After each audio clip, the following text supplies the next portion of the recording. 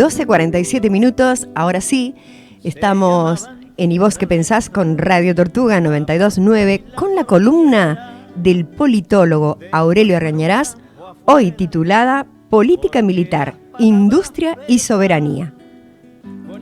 Hola Aurelio, buen día. Buen día, Marina, ¿qué tal? Bien, muy bien. Bueno, comenzamos a desandar la columna, ¿te parece? Bien. Bueno, algunos de los grandes pensadores de la humanidad sostienen que los artistas son una fuente del conocimiento humano porque su intuición le permite advertir a veces lo que los cientistas no ven o van a ver recién mucho más tarde. Esta reflexión me ha inspirado recordar la canción de Víctor Heredia, alguien absolutamente insospechable de militarismo, que en 1983, en un clima de exacerbado antimilitarismo, lanzó el álbum Aquellos soldaditos de plomo, atreviéndose a soñar con un ejército popular, que él mismo aclaró más adelante que no era el ejército de un país revolucionario, sino el de su patria, el ejército en el cual estaba pensando cuando concibió esa canción. Bueno, se han cumplido 40 años del intento de recuperar Malvinas, estamos en el 40 aniversario, y el año que viene se van a cumplir 40 años de la recuperación de la democracia política. Y afortunadamente en este momento vemos algunos indicios de lo que podría ser o inaugurar, o haber inaugurado, mejor dicho, porque ya ha recorrido una pequeña trayectoria este cambio de política. Algunos cambios que me parece que están determinados por ciertos factores, digamos, ¿no?, que lo han impulsado. Uno de esos factores me parece que está dado por el hecho de que actualmente, esto se ha señalado últimamente varias veces, están en actividad oficiales que se formaron íntegramente en el marco de la vigencia de la soberanía popular. O sea que los oficiales y los mandos actuales de las Fuerzas Armadas, ninguno de ellos ha tenido participación en los crímenes del proceso, ni está, salvo podría ser en algún caso por las relaciones personales o familiares, está relacionado con aquella época tan oscura. Ese factor creo que es un factor que contribuye, digamos, a que podamos empezar a mirar a las Fuerzas Armadas de una manera distinta. El otro elemento que me parece que ha tenido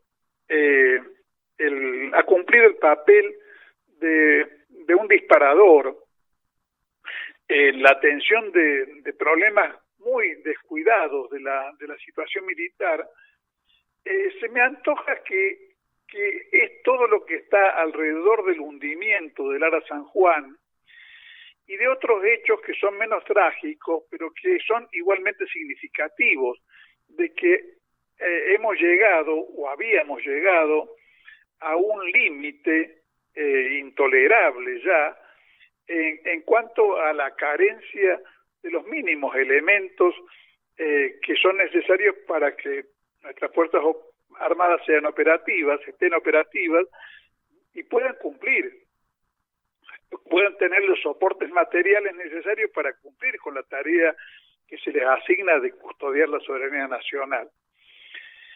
Es imposible saber en qué medida estos datos de la realidad, los dos datos que he citado, han influido para impulsar una toma de conciencia o llamar la atención en las fuerzas políticas que mal o bien se vinculan a una tradición nacional popular. Es difícil saberlo, cómo han operado estos hechos, cómo han operado sobre las conciencias de nuestros dirigentes políticos, pero los hechos son, digamos, sobre los cuales queremos llamar la atención, son hechos muy interesantes. Por un lado, la aprobación en las cámaras en el 2020 del proyecto de creación del FONDEF, presentado en aquel momento por Agustín Rossi, cuando todavía era diputado, antes de ocupar en el gobierno de Alberto Fernández la cartera de defensa. El FONDEF es justamente la creación de un fondo destinado a permitir que se lleve a cabo un reequipamiento de las Fuerzas Armadas y a trazar un marco para sostener esta política. Ese marco prevé una cuota del presupuesto nacional destinada al FONDEF, que quiere decir Fondo Nacional para la Defensa. Eso significa la sigla FONDEF, porque seguramente muchísimos oyentes no lo saben. Ese marco que se prevé es particularmente interesante. Digamos, no estaría mal que los que quieran interiorizarse un poco más del tema busquen en las redes, en Google, la información sobre el FONDEF, que está disponible para cualquiera que le quiera curiosear, porque el marco que se establece para esa política recoge lo mejor de nuestra tradición en cuanto a la articulación entre el desarrollo industrial, la producción de industria para la defensa y su significación o su proyección sobre la industria civil. Por ejemplo, en los considerandos del decreto se dice: para la recuperación, modernización y o incorporación del material, deberá priorizarse el trabajo y la industria nacional, así como también el fomento y desarrollo de la industria para la defensa.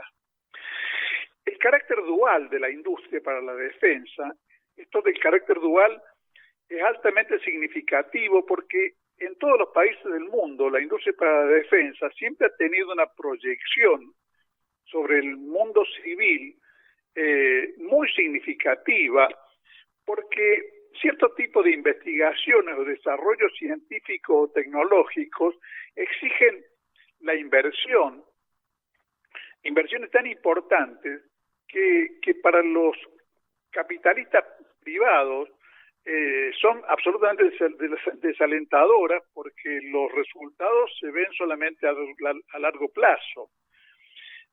Para que el oyente tenga una idea aproximada de lo que puede significar esto de proyección de las investigaciones y el desarrollo científico y tecnológico motivado por razones de defensa sobre la vida humana y sobre actividades civiles, bueno, basta mencionar el caso de Internet.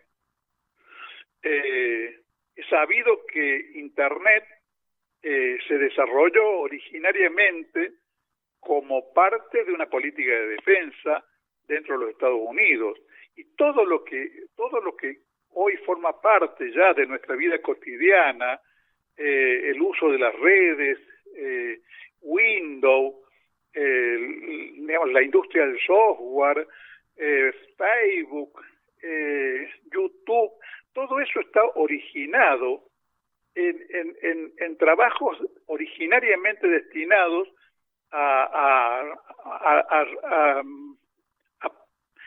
problemas de la defensa nacional. Entonces, cuando acá habla del carácter dual de la industria.